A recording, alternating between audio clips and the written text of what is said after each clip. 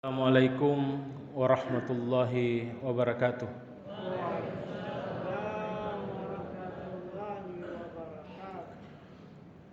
Alhamdulillahilladzi kanat biibadihi khabiran basira wa tabarakalladzi ja'ala fis sama'i burujan wa ja'ala fiha sirajan wa qamaran munira wa ja'ala al-laila wan nahara khilfatan liman arada ayyadzakkara aw arada syukura. Assalatu wassalamu ala man ba'asahu Allahu subhanahu wa ta'ala hadiyan mubasysyiran wa nadhira wa da'iyan ilallahi biiznihi wa sirajan munira. Allahumma salli alaihi wa ala alihi wa ashabihi ila yaumiddin. Jamaah salat tarawih yang dimuliakan Allah subhanahu wa ta'ala, alhamdulillah, tak hentinya kita terus bersyukur kehadirat Allah subhanahu wa ta'ala. Penantian yang 11 bulan lamanya dengan doa-doa kita semenjak bulan Rajab, alhamdulillah kita akhirnya bertemu dengan bulan suci Ramadan. Kita dijauhkan dari penghalang-penghalang dunia, sakit atau terkena musibah, semua itu dihilangkan oleh Allah untuk mengamankan langkah-langkah kita kembali bertemu dan bersua dengan bulan suci Ramadan. Dan ini bahagian daripada keutamaan dan kerinduan seorang muslim dan muslimah. Karena tahukah kita bahwa dalam hadis Bukhari Muslim, ketika bulan suci Ramadan datang, seluruh penghuni kubur berdoa dan memohon kepada Allah akan diberikan waktu sedikit saja untuk bisa bangkit dan bertemu dengan Ramadan. Mereka tidak minta sehari, mereka tidak minta 1 jam. Para penghuni kubur hanya minta sesaat saja untuk dibangunkan agar mereka bisa bertemu dengan bulan suci Ramadan. Apatah lagi kita yang masih diberikan kesempatan yang luar biasa ini, jamaah sekalian. Ramadan ila Ramadan akan selalu menghapuskan dosa-dosa kita. Karena Ramadan itu sendiri, kata Imam Al-Qurtubi, disebut juga bulan yang membakar dosa-dosa. Yarmadu, menghapuskan dan membakar dosa-dosa. Itulah sebabnya Ramadan ini menjadi bagian. Jangan sampai Ramadan meninggalkan kita lantas dosa-dosa kita tidak diampuni oleh Allah. Sayang sekali jamaah sekalian. Oleh karena itu di awal-awal ini teruslah mengukir tanda-tanda bahwa memang kita berusaha agar dosa-dosa kita selama Ramadan ini bisa semua diampuni oleh Allah Subhanahu wa taala. Salawat dan taslim kepada junjungan kita Nabiullah Muhammad sallallahu alaihi wasallam, kepada seluruh keluarganya dan sahabat-sahabatnya tanpa terkecuali. Jamaah, Rasulullah sallallahu alaihi wasallam bersabda, "Kana Rasulullah sallallahu alaihi wasallam ajwadan nas." Rasulullah sallallahu alaihi wasallam itu ajwadan nas, orang yang paling baik di antara seluruh manusia yang ada di muka bumi ini. Wa kana ajwadu ma yakunu fi Ramadan, dan puncak-puncak kebaikannya Nabi itu ketika berada di dalam bulan suci Ramadan. Haina yalqafu ya Jibril, ketika Jibril mendatangi Rasulullah sallallahu alaihi wasallam. Wa kana yalqafu min kulli min lail fi Ramadan. Akan tetapi Jibril itu kalau datang bulan suci Ramadan setiap malam mendatangi Rasulullah. Yatadarasul Quran. Jibril mendatangi Rasulullah untuk mengaji Rasulullah. Jadi guru mengajinya Nabi itu adalah Jibril, jamaah sekalian. Apakah Rasul tidak tahu mengaji? Iya. Rasulullah itu ummi, tidak bisa menulis dan tidak bisa membaca. Fa'ala Rasulullah sallallahu alaihi wasallam kana ajwadu fi khairin mirrihil mursalah. Kata Jibril, Rasulullah itu kalau datang bulan suci Ramadan, kebaikannya mengalahkan kecepatannya angin yang berhembus. Mari kita kaji hadis ini yang diriwayatkan oleh Imam Al-Bukhari dari Anas, dari Ibnu Abbasin radhiyallahu anhu ta'ala, pamannya Nabi. Ibnu Abbas mengatakan Rasulullah itu adalah ajwadan nas, orang yang paling baik di seluruh manusia yang ada di muka bumi ini. Akan tetapi wa kana ajwadu ma yakunu fi Ramadan. Puncak-puncak kebaikannya itu Nabi ada di bulan suci Ramadan. Ini menjadi indikasi bagi kita. Ambil hikmahnya, bisa kita amati diri kita atau tanya istri di rumah. Ya, atau istrinya kita tanya, periksa memang dari sekarang bahwa suamiku itu baik. Tapi ketika datang bulan suci Ramadan tambah baik itu. Tambah rajin beribadah, tambah rajin bersedekah, tambah ramah kepada anak-anak, tambah royal memberikan uang belanja dan lain-lain sebagainya. Diperiksa itu. Ya. Bahwa yang paling baik di rumah kita adalah suamiku. Tetapi kalau datang bulan suci Ramadan tambah baik suamiku. Nah itu. Jadi kalau ada suami masuk Ramadan tambah kuru-kuruan, tanda-tanda Ramadannya dipertanyakan. Ya, itu. Begitu juga istri. Kita suami yang berpikir melihat dari jauh bahwa istriku setelah masuk Ramadan tambah baik. Tambah rajin memasak. Tambah sabar, tidak pernah marah-marah. Nah, ini jamaah sekalian. Indikasi bahwa Ramadan kita ini bisa sukses mengikuti Rasulullah. Rasulullah itu baik, tapi ketika datang Ramadan, puncak-puncak kebaikannya. Kemudian hayna yalkabu fi Jibril. Jibril itu selalu mendatangi Rasulullah.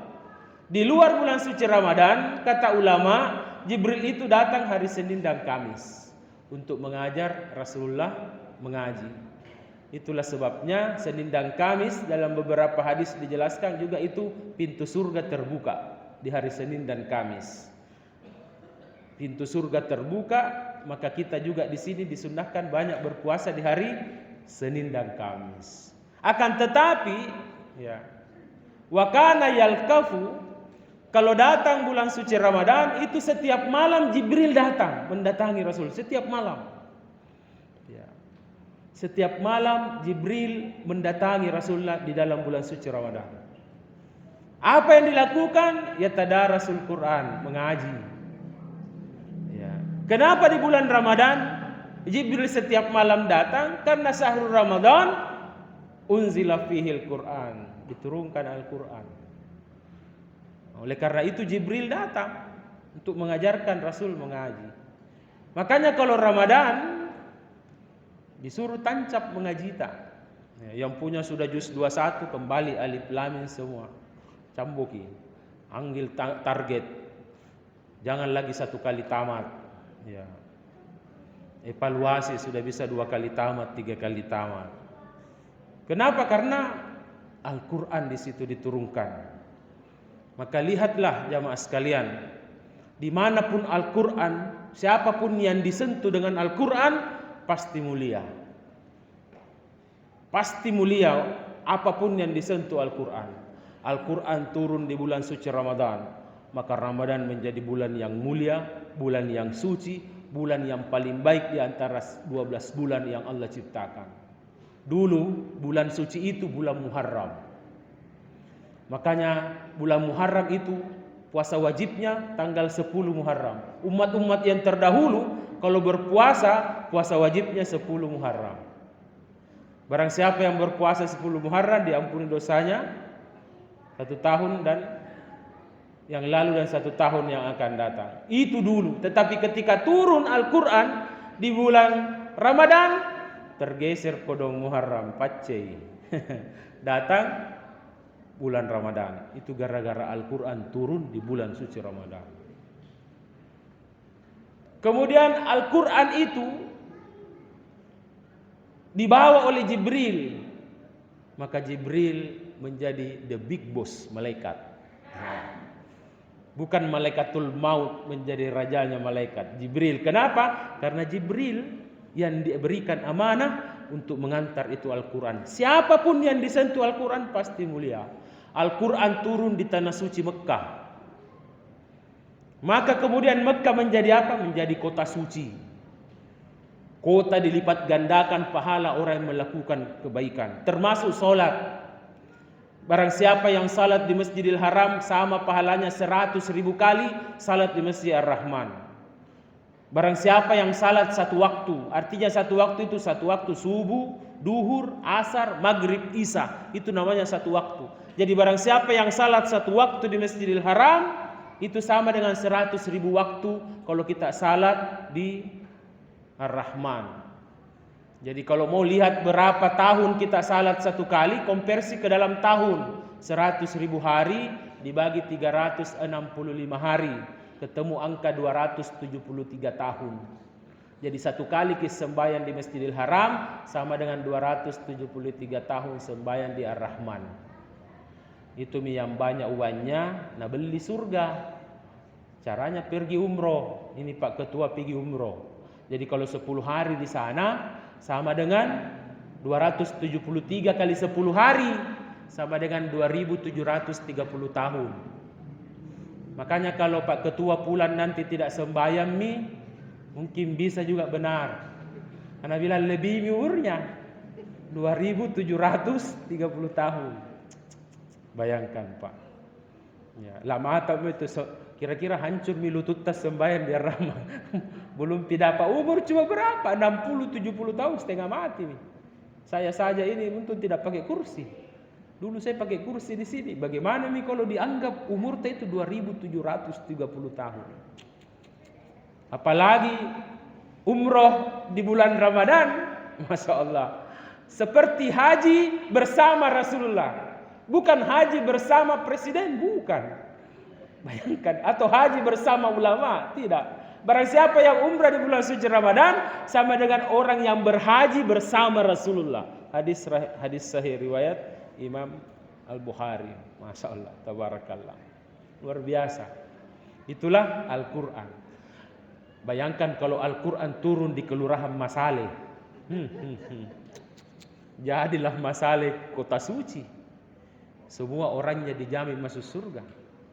Ya, tapi sayang Al-Quran tidak turun di Kelurahan Masale. Al-Quran turun di tanah suci Mekah. Seandainya Al-Quran turun di Kelurahan Masale, tidak seperti ini jamaahnya hari kedua. Kaget Kak, kukira banyak sekali. Ya, kemana semua ini Kak? Nah baru hari kedua. Corona ya. Ya, atau yang begini Ustaz. Barusan tanggal tua ini. Tanggal tua ikut jamaah Ramadan ini, Masya Allah, tabarakallah. Mungkin ada di luar, Ustaz. Sebentar kita masuk. Taib. Al-Quran turun di malam Lailatul Qadar. Maka malam Lailatul Qadar menjadi 10 hari yang paling baik malamnya sampai hari kiamat. Makanya Al-Quran itu turun di 10 terakhir. Maka disebut malam Lailatul Qadar. Ya. Ini juga dalil yang menjelaskan jumhur ulama sepakat bahwa nuzulul Quran itu di 10 terakhir Ramadan, bukan di 17 Ramadan. Itulah sebabnya kenapa kita disuruh begadang di situ, karena di situ malam yang paling mulia. Sebagian orang kalau malam Lailatul Qadar tindro ngasing. Kalau malam tahun baru bagadang ngasing. Ya. Baru minta doa, ya ampuni dosaku. Salah bagadang ku bos. Bakar-bakar ikan, bakar jagung. Tapi tidak ada di sini saya lihat bagadang tahun baru. Yang ada itu bagadang di malam Lailatul Qadar. Di masjid, bukan di warkop. Di warkop bagadang. Saya selalu istilahkan gitu di warkop. Gelas kecil bisa 4 jam. Nah, lipat-lipat ya. Lipat-lipat.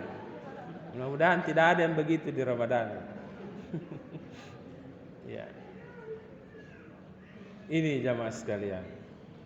Kemudian Al-Quran itu menyentuh manusia, maka jadilah orang itu mulia. Ya. Seperti di perang Uhud, 70 sahabat meninggal, digalikan lubang kata Nabi, kasih kubur massal, satu lubang bisa 3, 4, 5, satu lubang. Terus kata Nabi, sebelum kau kasih turun, cari tahu dulu siapa yang paling bagus bacaan Al-Qur'annya dan paling banyak hafalannya. Itu kasih duluan. Yang Iqra bacanya di belakang.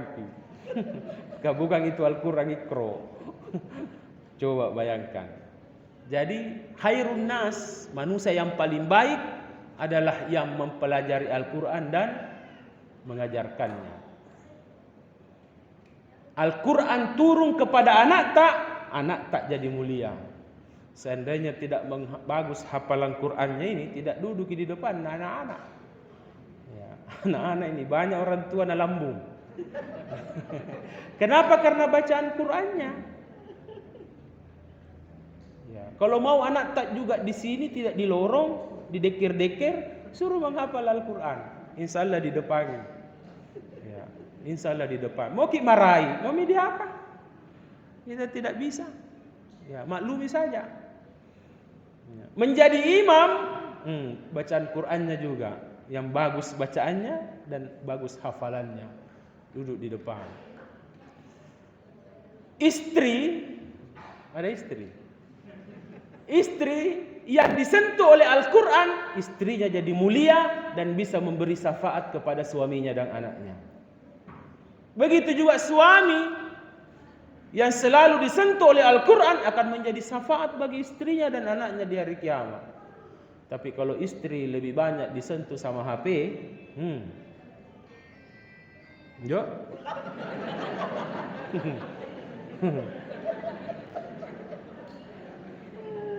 kalau istri lebih banyak disentuh sama HP, apa yang terjadi? Kita tidak mulia. Tapi aib tak banyak nak tahu orang. Karena kalau bertengkar sama suaminya bikin status. Masih terasa tamparan tangannya, berarti habis di tempele. Iya. Sudah 3 hari tidak pulang, mau joi suamina. Pokoknya segala aib dicerita kemana-mana. Akhirnya Pak PT-PT juga tahu. Akhirnya nak tulis tom itu di belakang mobilnya. Kalau kau tidak bahagia dengan dia, nomorku masihan dulu. PT-PT jatuh cinta sama istri tak? Karena suka nak cerita jelek nah. Statusnya atau semua orang. Ya. Ini kalau Al-Quran menyentuh kita semua mulia. Itulah sebabnya jamaah sekalian, Al-Quran itu turun di bulan suci Ramadan. Pekerjaan kita mengaji setiap hari. Mengaji. Ya. Oleh karena itu, jamaah sekalian, ya, di antara doa-doanya Nabi itu paling banyak berdoa agar terhindar dari musibah agama. Ya. Kata Rasulullah, Rabbana wala taj'al musibatana fi dinina. Ya Allah, ya, janganlah engkau timpakan musibah kepada aku, lantas musibah itu musibah agama. Rasul ternyata tidak melarang jadi kasih musibah dunia. Tidak. Tetapi Nabi mohon agar Allah tidak menimpakan kepadanya musibah agama. Apa itu musibah agama? Musibah agama itu sudah kena musibah dunia, sudah juga kena musibah akhirat. Apa itu musibah agama? Itu misalnya lebih takut terlambat masuk kantor daripada terlambat pergi masjid. Musibah agama itu. Pokoknya terlambat masuk kantor marah-marah, tancap. Tapi kalau 1 tahun di luar terus, di pintu berdiri, asal salat Jumat terlambat misalnya. Kenapa terlambat? Penuh masjid. Mana bisa penuh kalau baru aku juga datang. Dari tadi nih orang. Itu musibah agama. Yang mana lagi musibah agama? Belum ada itu di Makassar. Kalau HP-nya jatuh, akan datang anaknya. Nah, marah-marah ya anaknya. Tapi belum ada itu yang palu-palui HP-nya, karena gara-gara HP itulah anaknya tidak mengaji. Tidak ada tuh. Bilang gara-gara kau itu HP tidak bisa mengaji anakku. Itu mami terus, tidak ada. Tapi kalau HP anak kasih jatuh anaknya patah. Ya. Itu musibah agama, Pak. Kalau ada motor hilang di Ar-Rahman, pokoknya pencuri didapat itu 10 hari viral. Nah, cerita semua orang. Ya, kenapa bisa hilang motor tak? Ada tuh ibu-ibu lepas itu cicilan dah. Pokoknya semua bercerita. Tapi kalau ada jamaah Ar-Rahman 10 hari ini tidak pernah lagi ke masjid. Padahal ada itu di rumahnya, dilihat dia menyiram-nyiram bunga. Tidak ada yang cari-cari, tidak ada juga tanya-tanya. Pokoknya mati-matimu. Tidak ada yang bahas. Padahal itu musibah agama, Pak. Harus cari di mana nih saudaraku. Seperti ini, kurang yang datang. Baru hari-hari pertama. Ini musibah agama. Harus cari ke emosi, mana ku. Cari semua. Ya. Sudah sempit masjid, kurang lagi yang datang. Ya, ini musibah agama. Ada juga itu musibah agama yang terbaru. Dilarang kasih kencang-kencang suara azan. Nanti ada yang terganggu. Musibah agama juga itu. Karena orang yang terganggu itu butuh diru'yah. Jadi setanna. Ya. Jadi setanna itu bisa diikat di tiang listrik.